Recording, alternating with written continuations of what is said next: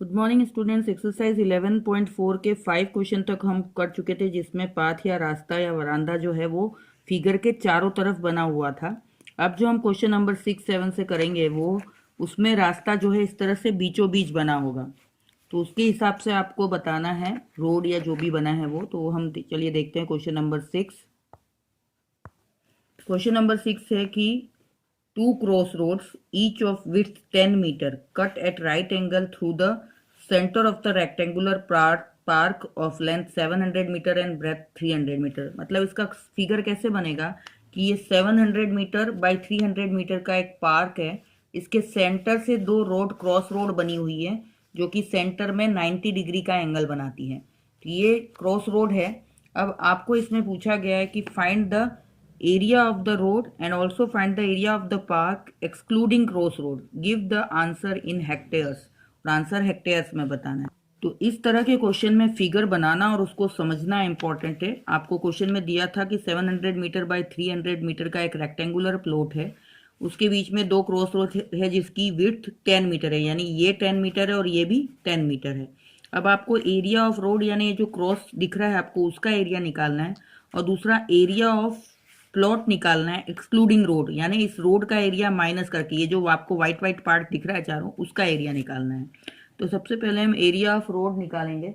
Area of road जो है वो KLMN, पहले ये वाला देखते हैं। तो ये एक रेक्टेंगल है, तो इसमें लेंथ तो 700 हो गई और ब्रेथ 10 हो गई, तो उसके हिसाब से इसका एरिया आएगा 7000 मीटर स्क्वायर।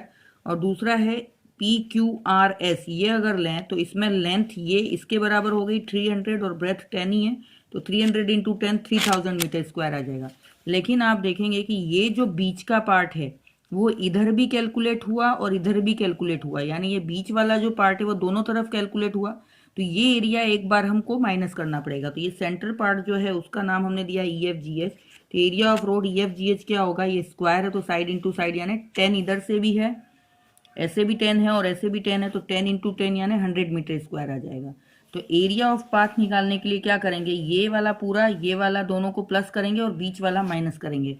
तो 7000 प्लस 3000 और ये जो 100 जो दो बार कैलकुलेट हुआ था एक बार वाला 100 माइनस करेंगे, तो ये 10,000 माइनस 100 करेंगे तो 9900 मीटर स्क्वायर आएगा। अब क्योंकि क्वेश्चन में बोला गया है कि इसको आपको हेक्टेयर में बताना है, तो 1 हेक्टेयर में 10,000 मीटर स्क्वायर आता है। तो 9900 मीटर स्क्वायर को हेक्टेयर में जब कन्वर्ट करेंगे तो 10,000 से डिवाइड करेंगे तो 99/100 यानी 0.99 हेक्टेयर आंसर आएगा। तो ये तो फर्स्ट पार्ट हुआ इसका, ये एक पार्ट हमने कंप्लीट किया, ये मैंने डॉट से निकाला है। यानी रोड का एरिया जो निकालना था आपको वो इतने सारे प्रोसीजर के बाद आया और फिर उसको हेक्टेयर में कन्वर्ट किया। ये रेक्टेंगल ही है, पहला रेक्टेंगल दूसरा रेक्टेंगल और बीच का स्क्वायर माइनस करना है इन दोनों रेक्टेंगल्स को प्लस करके, तो रोड का एरिया आ गया। अब एरिया ऑफ द प्लॉट भी निकालना है, वो भी हेक्टेयर में निकालना है। तो एरिया जो है वो प्लॉट जो है रेक्टेंगल है तो एरिया क्या होगा L/B के हिसाब से 700 इंटू 300। तो ये 700 इंटू 300 किया तो 2,10,000 मीटर स्क्वायर है। अब इसको भी area of park excluding road, यानी आपको रोड का एरिया निकाल के फिर बताना था पार्क का एरिया, क्योंकि वो बीच वाला रोड का माइनस करना था। तो रोड का हमारा 9900 मीटर स्क्वायर आया था तो वो माइनस किया तो 2,00100 मीटर स्क्वायर आया। लेकिन इसको भी हेक्टेयर में कन्वर्ट करना है तो डिवाइड बाई 10,000 करेंगे तो 20.01 हेक्टेयर आएगा। तो ये इसमें मैंने क्वेश्चन नहीं लिखा था, क्वेश्चन समझाया, क्वेश्चन आपको लिखना है।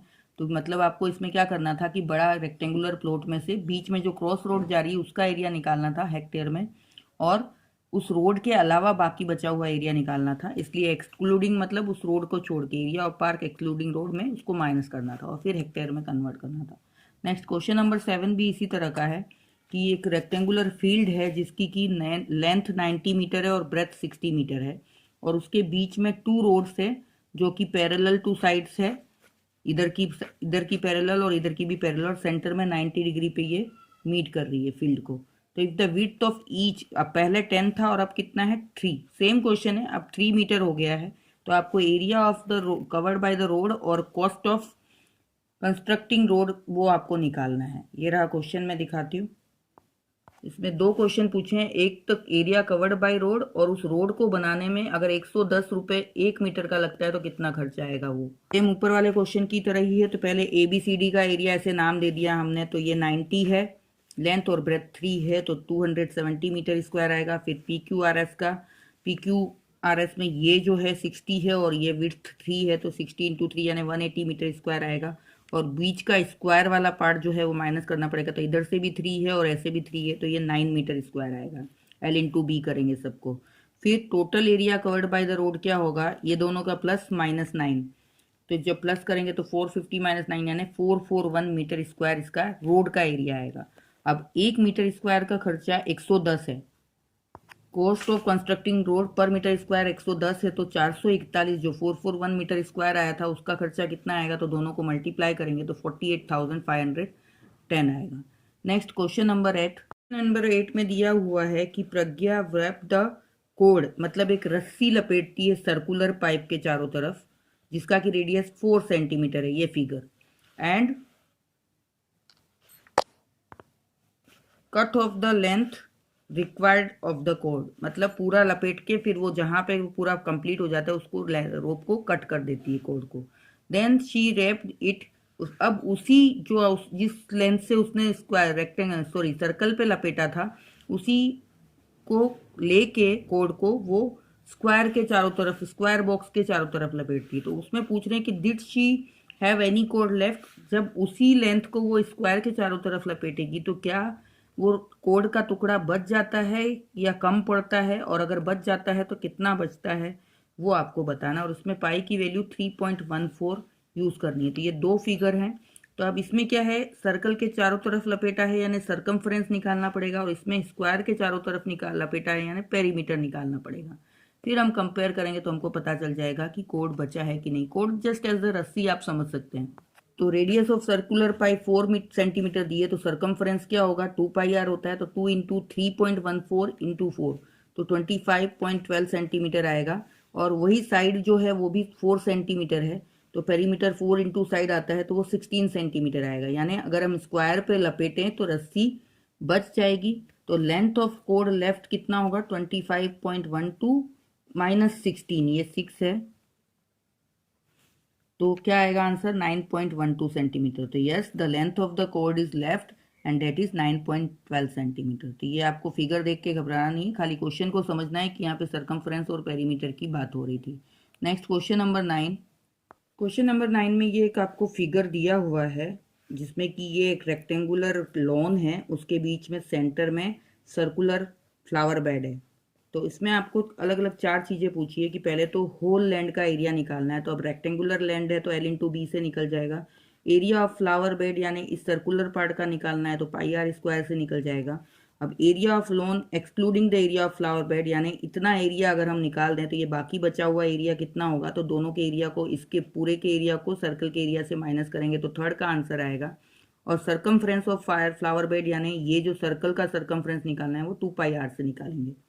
तो देखिए first question, area of whole land तो 10 इंटू 5 हो जाएगा, एल इंटू बी के हिसाब से 50 मीटर स्क्वायर।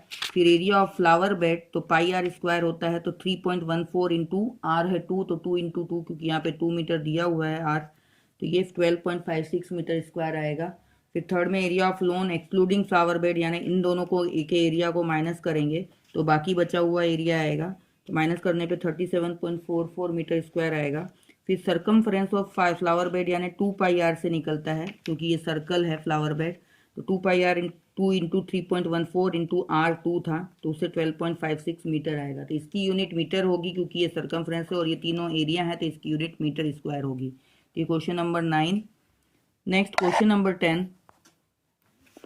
नंबर 10 में दो फिगर दिए हैं जिसमें ये शेडेड रीजन का आपको एरिया निकालता है। ये शेडेड रीजन का कोई पर्टिकुलर फिगर नहीं है ये कि जिसका हम फॉर्मूला लगाएं। तो इसमें हम क्या करेंगे, पूरे का एरिया निकाल के रेक्टेंगल का ये ट्रायंगल और ये ट्रायंगल का प्लस करके उसमें से माइनस कर देंगे। तो ये दो ट्रायंगल पूरे एरिया में से निकाल दिए तो बाकी शेडेड रीजन का एरिया आ जाएगा।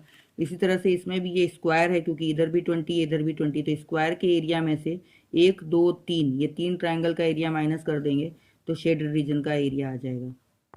तो 10th का फर्स्ट पार्ट जो है उसमें ये 18 है, ये 4 है, ये 6 है, ये 10 है, ये 8 है, ये और 10 है। यानी area of triangle F A E अगर पहले निकाला तो क्योंकि ये रेक्टेंगल है तो ये 90 डिग्री होगा, तो ये बेस और ये हाइट हो जाएगी। तो half into base into height यानी हाफ इंटू 6 इंटू 10 करेंगे तो 30 सेंटीमीटर स्क्वायर आएगा। और इसमें भी ये 90 है, तो ये बेस और ये हाइट ले सकते हैं।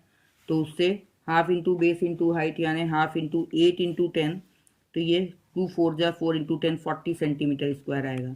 और पूरे रेक्टेंगल का जो एरिया होगा वो एल इंटू बी के हिसाब से 18 इंटू 10 यानी 180 सेंटीमीटर स्क्वायर आएगा। अब 180 में से इन दोनों का प्लस माइनस कर देंगे क्योंकि दो ट्राइंगल निकालने हैं पूरे में से। तो 30 प्लस 40 70, तो 180 माइनस 70 यानी 110 सेंटीमीटर स्क्वायर जो है वो शेडेड रीजन का एरिया आएगा।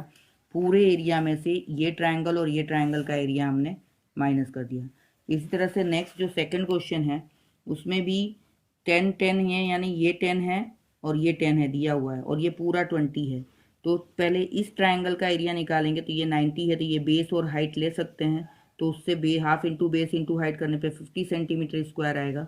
फिर इस ट्राइंगल में ये बेस और ये हाइट होगा क्योंकि ये 90 है, तो बेस इंटू हाइट करने पे 10 इंटू 20, ये 2 10 जा 10, तो 10 10 जा 100 सेंटीमीटर स्क्वायर आएगा।